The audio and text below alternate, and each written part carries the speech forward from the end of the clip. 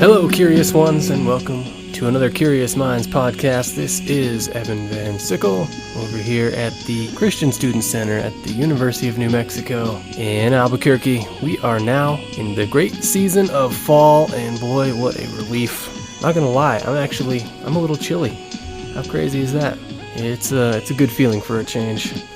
Remember last week I said they're going to burn the Aggie over at Johnson Field? Well, a little football update. Looked like that was an amazing rivalry game. New Mexico came out on top over New Mexico State, 55-52. Wasn't the craziest game of the weekend. That belonged to UCLA and Washington State, 67-63.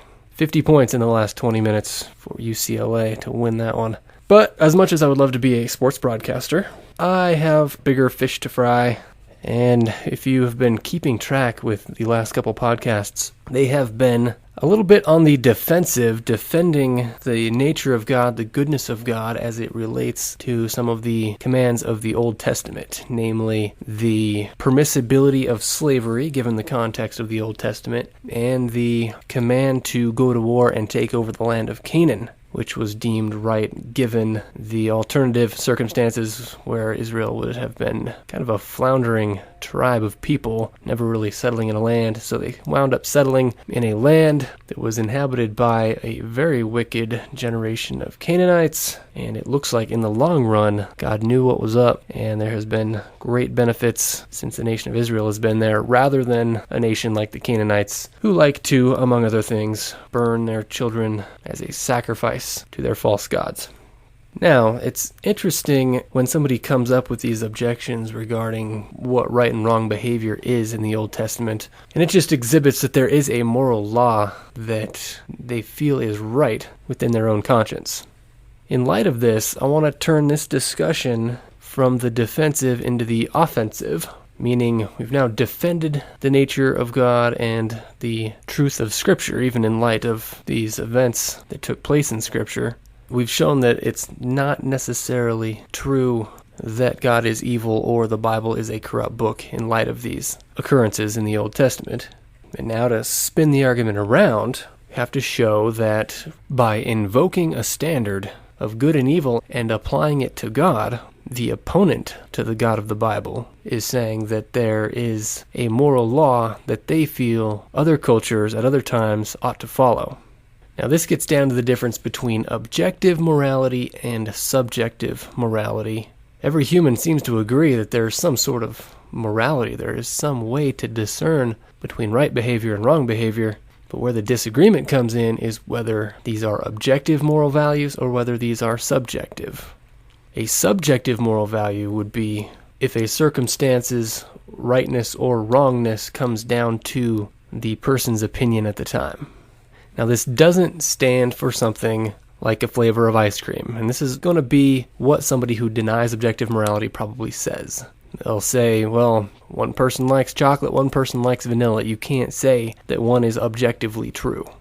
But that's flavors of ice cream, and that's quite a bit different than morality. Morality is not necessarily based on taste.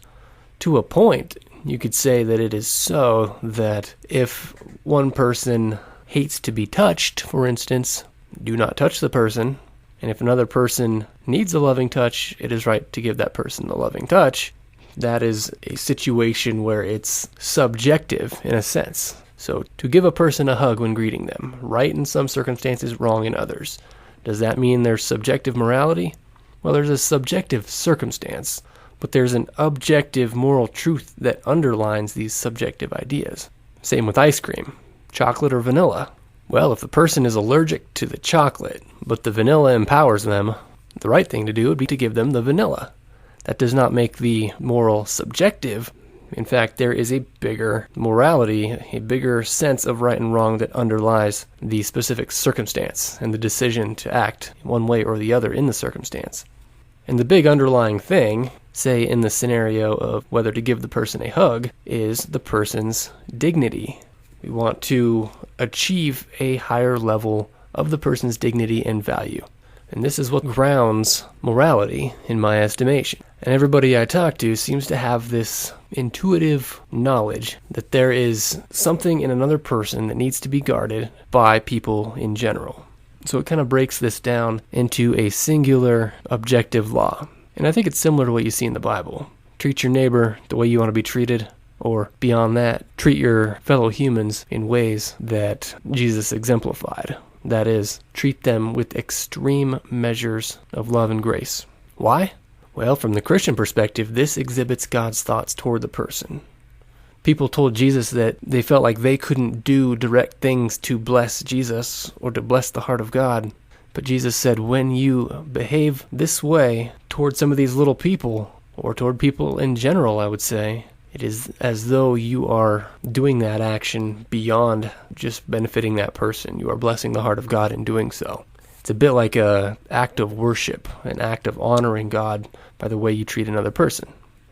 I'm not going to address this one today, but what a non-believer may come back with is, well, if that's the moral law for Christians, why is it so poorly exemplified?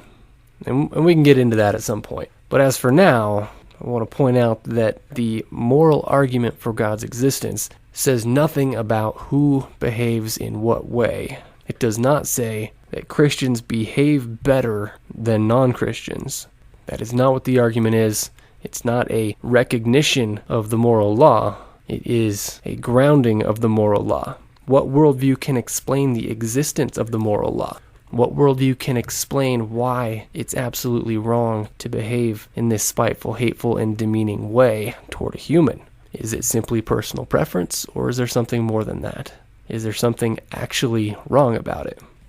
I have several versions of this moral argument before me here.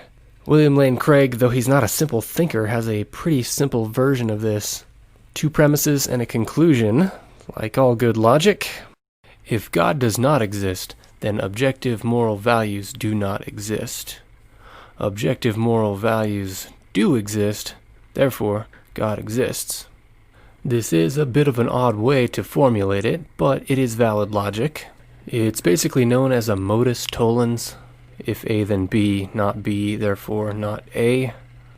He is able to defend this well. I think what Ravi Zacharias supplies with the argument helps kind of bridge that gap between God existing and objective moral values existing. See, the number one objection to the Christian faith, as far as I can tell, is that there is evil in the world, sometimes extreme levels of evil. So Ravi turns that accusation on its head, not to be dismissive of the punch of the argument, but there is something larger in play by invoking the existence of real evil. And what he says is, you're claiming that evil exists. If evil exists, then good exists. More on that later. If good and evil exist, then there must be a moral law by which good and evil are differentiated. If there is a moral law, then there must be a moral lawgiver. Now, this moral lawgiver is exactly who the so-called problem of evil tries to disprove. In other words, they must assume a moral lawgiver in order to begin to disprove the moral lawgiver. I think that's a pretty good approach to the moral argument and turning the accusation back on the one making the accusation. And usually the hiccup here, or the part that the non-believer will try to attack, is that the moral law does not imply a moral lawgiver. Fair point, although they could also claim that the moral lawgiver is simply the individual who is thinking at the time. If something is wrong in my estimation, then I am the moral lawgiver in that scenario. However, it's hard to find people that actually are okay with this. When you have serial killers, a Jeffrey Dahmer in the world, who could also claim, well, I was just living by my moral law at the time. My moral law is to cook people in an oven and eat them. Well, what are you going to say to that? Is there something objectively wrong with that? Is it infringing on somebody's rights? Is that the only reason he shouldn't do it? What if a person walks up to Dahmer and says, I have no rights, you can do whatever you please? Satanic Bible, right? Do what thou wilt is the end of the law. Do what's right in your own eyes at the time. And that leads to these acts of cruelty.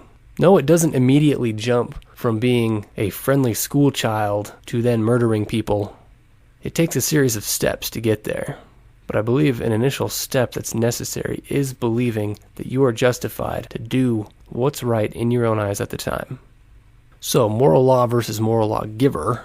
When we say there's a moral law, we're doing more than just implying that we have our own opinions of what is right and what is wrong.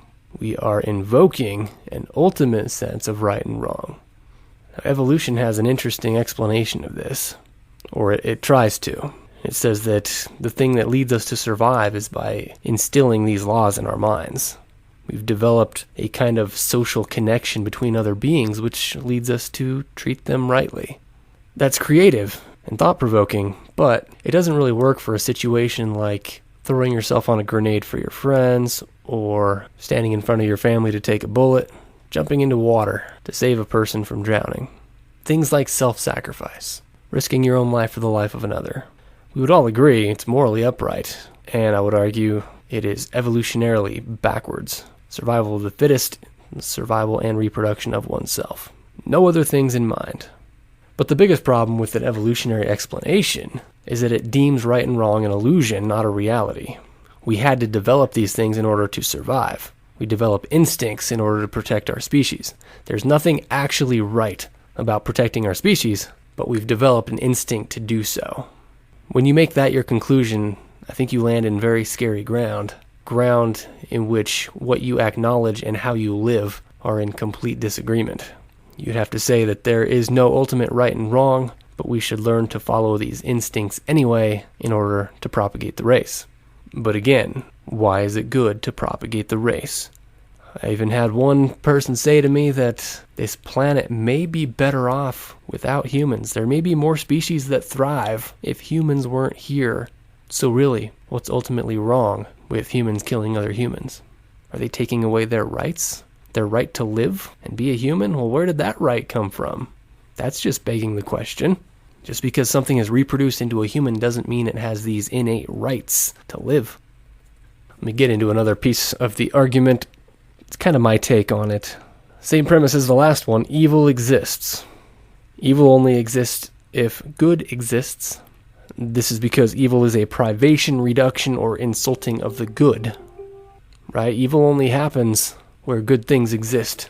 Sometimes I use the example of the big red storm on Jupiter. It's a violent storm, much more extreme than a hurricane, but no damage is being done. Why? Because nothing of value is there. But when a hurricane hits the coast of Florida, valuable things are damaged, and we evaluate the situation much differently. So where value exists is where damage takes place. Similarly, where good exists is where evil takes place. So evil is a privation, reduction, or insulting of the good, and therefore evil is dependent on a prior good. So as long as evil exists, good exists. If good and evil exist, then good is the first. Right? Good can exist apart from evil, but evil, as a reduction of the good, cannot exist without the good. So good must be prior to evil. And this basically leads to the first cause being good by nature. Or I might say that the goodness in humans has a source, since we have a finite existence, a beginning to our existence. You drag it back to some ultimate thing that begins human life. You can take it one of two ways, God or not God. If the ultimate grounding of humanity is not God, then it did not have good as its starting point, and the result would not all of a sudden instill goodness. It would still be the same as the starting point, because goodness does not have a way of sneaking into the picture without the foundation itself being good. So the not God viewpoint doesn't seem to lead to the goodness of humans, which would lead to humans not being valuable, which would lead to a complete negation of moral values. On the other hand, if the foundation is God, and God is good by nature, he distributes goodness out of the infinite reservoir that he has of it. Humans derive their goodness from the nature of God. As the Bible says, we are made in his image. There is some goodness to us because of the nature of God being in us. Not that nothing else is good on its own either, but there is a special measure of this goodness in humans. This is why we sense such an extreme level of goodness, of value, of dignity in the people that we encounter. So good is at the foundation, resulting in a true dignity and value in humans, which provides the grounding for the moral law. Remember, all this off the premise that evil exists. It spins around and turns into an argument for the real dignity of humans, the real goodness of humans, and the real foundation of goodness, which is itself goodness. Here's another version. Good and evil exist. Good and evil are person independent, meaning they don't depend on the person's opinion at the time. Good and evil are mind and will dependent. In other words, good and evil take place only where a mind and will are involved. Evil is a privation. Good originates and is defined by the mind of God. Right? Good and evil are person independent, meaning they exist even if the whole world is asleep or unconscious or unaware. These laws of good and evil are still present because they are person independent, but they're also dependent on a mind or the will. So you can only say that something is good when there is something aware of that goodness, or a will that desires that goodness. If there's a Ferrari on the opposite side of Neptune, and a rock hits it, destroys it, so it's completely unusable, it doesn't matter if no mind, if no person is interested in that Ferrari. But if there's a Ferrari in my driveway, there's not. I don't think I bring a Ferrari to Albuquerque anyway. But if there was a Ferrari in my driveway, I don't even have a driveway, parking lot, whatever, and somebody comes along, bashes it with the hammer until it's not even drivable, not even usable anymore, well, I'm going to feel like an evil has been done because I value that Ferrari. So the same Ferrari on the other side of Neptune has nothing to do with morality, but the Ferrari here, should it get smashed to bits, even if it's not a person, let's say it's a meteor hitting the Ferrari, and it gets smashed, I'm upset about that because my mind was on the Ferrari. I valued the Ferrari. The Ferrari doesn't have independent value, but it has value when a mind is focused on it. And since my mind has an element of goodness to it and usability of objects, of things, I can ascribe value to things. Now, this is what God does with humans, and I would say the rest of creation. Since we are never outside the notice of God, the goodness of humans is always present with us. Now, atheists will try to say this another way, and they'll say that the very fact that we can ascribe value to things exhibits a moral law that's dependent on the person. But here's the hiccup in that. We have to assume that there is some goodness, some worthy way for us to ascribe goodness to a thing, prior to that being a meaningful decision to place value in a thing. In other words, we have to assume that we are value givers before we ascribe value to certain things, certain activities, other people, moral judgments, etc. Let's picture it like a bank account. Let's say the bank account is, what's a good number? 100,000. Yeah, Ferrari and 100,000 bank account. So from that account, let's say you're going to distribute to the account of 5 friends. And you have 100,000. You could give maybe $20,000 to each of the 5 friends. You can ascribe a certain measure of value to 5 different bank accounts. But what can you not do? Let's say your bank account is 0 and you decide I'm going to ascribe value to 5 different bank accounts. Well, sorry, if your bank account is 0, it's not going to allow you to ascribe value to these things. So the claim that atheists make is that humans can ascribe value, and ascribing that value becomes the moral law that we experience on earth now. But that's going to assume that there's money in the bank already. There's value. There's a dignified measure of the judgment of goodness that already exists in the mind of that person. Why is there a full bank account? Did you make your own full bank account? Now, that doesn't work in banking, and I don't think it works in this analogy either. Maybe you're 8 years old and you decide, you know what? I value myself now. Wait a minute. Does that mean you were valueless before you made that judgment? No. It just means you recognize the value that's in you. Deciding that you have value and are going to value other things just implies that you have begun to recognize the value that was in there all along. It doesn't make the value occur. No bank account gets full because it strives within its own $0 figure. There has to be an account from the outside that distributes the value into the bank account. Then you can choose to distribute what's in the bank account to other places. So saying that humans ascribe value and moral judgments to things at their own will also implies that they believe there's something innately valuable inside them, which again is the thing they are trying to fight against by their argument. Okay, I think we are going to need another week to go over the moral argument, so I'm going to cut this portion off here. Now let me try to summarize. The moral argument is an argument for God's existence from the intuitive reality of objective moral values and duties. You work from that, understand evil in light of goodness, understand right and wrong through an idea of objective morality, which ultimately is grounded on the dignity and value and worth of human beings. And morality, at its core, is the guarding of human dignity and worth. But if humans have real dignity and worth to be guarded, which is the way we live, then there must be some value giver, some ultimately good being that grounds the existence of our goodness, of our morality. And this is God. This is one of the arguments for God's existence. It's been my favorite for a while, I think, not because it's the most airtight per se, just because it is so intuitive with everybody. It seems to relate to everybody in some way. Right and wrong, personal dignity and worth, things of that nature, they hearken right to the existence of God, right to a purposeful existence of humans, to where our intent is to treat others in a way that defends their dignity and worth because God has given them real dignity and worth, and we are not chasing an illusion of dignity and worth in order to propagate our species. That would be something that could arise without beings that are even aware that they are doing right and wrong. It could be automatic for us to propagate and survive. We see beyond that in people. We see them as worth more than their ability to reproduce and survive. We see them as dignified human beings, whether they're handicapped, whether they're blind, deaf, autistic, Down syndrome, paraplegic, nonverbal, you name it. Whether they're black, white, brown, Asian, from the South Pole, they all have value in our sight because they all have the same source, which is God, the value giver, the one who makes people in his image.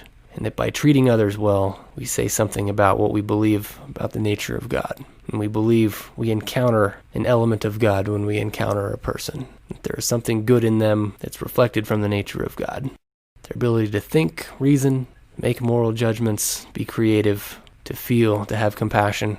This is human-to-human interaction. It's far beyond what evolution would explain. It's explained best by the fact that we have real dignity and value from a real value giver who is ultimately good in nature. So, that time can just fly by talking about this good stuff. We'll hash out a little bit more of this next week, barring some interesting hot topic that takes place on campus this week, which there's always a chance. I hear the Jehovah's Witnesses are coming out, so we'll see. But until next time, love you guys. This is Evan Van Sickle here at the Christian Student Center for the Curious Minds podcast. May God bless and guide you.